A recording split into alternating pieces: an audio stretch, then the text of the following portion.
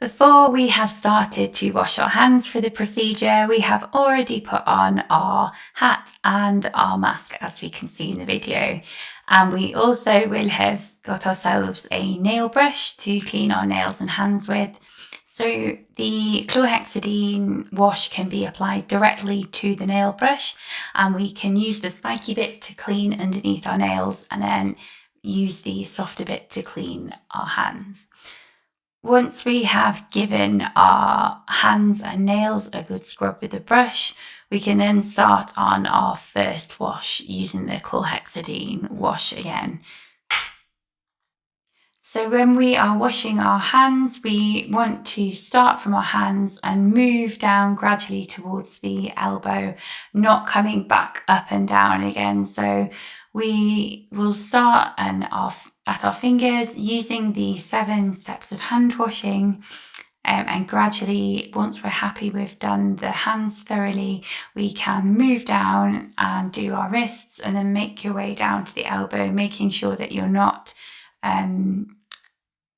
going back up again over the hands once you've got up to your elbows. Then when we're washing our hands, when we're rinsing, we want to rinse from the hands down towards the elbows if we can, trying to let the water drip down. And once you've rinsed off all the soap, then if you shut the taps off using your elbows like has been seen in the video, then you're going to do the same thing again. So you're going to do a second wash of your hands all the way up to your elbows using the same technique as the first time.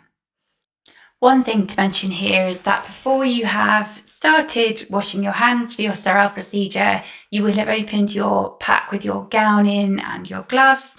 And in your pack with your gown in, you will also have some sterile hand towels, which you will use to dry your hands as demonstrated here. Really important not to use the paper towels that we normally would, as these are not sterile. So once you are happy that your hands are nice and clean and dry, and you dry the same way, in the same manner that you would to wash, starting at the hands and moving up towards the elbows. So once your hands are dry, you can then move towards putting on your gown and glove. So this is going to be demonstrated in the video now. So if you pick up your gown, trying just to touch the inside bit of it, and you open it up in an area where you've got some space, and make sure that you are keeping your hands inside the gown and not touching the gown as best you can. Then once you've got your gown on, you ideally would have an assistant who could help do up your the back of your gown, but unfortunately in this video I was the assistant and could not help do up the gown. Hopefully your assistant isn't holding a phone and videoing you, and they can do up the back of your gown.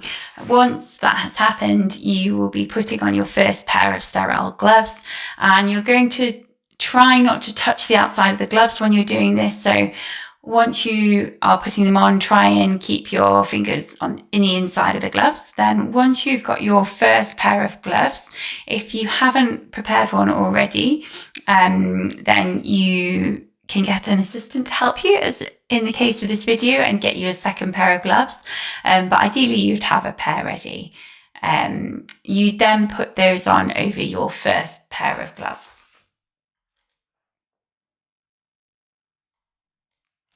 Once you've got your second pair of gloves on, you're now sterile and ready to go. In this video, we haven't done up the front tie of the gown, but you can do this. You can use the tag at the front of your gown and give this to your assistant. Once you're sterile, if you keep your hands in front of you, close to your body, not touching anything below your elbows, and make sure that you don't touch anything that is not sterile with your front of your gown or your gloves.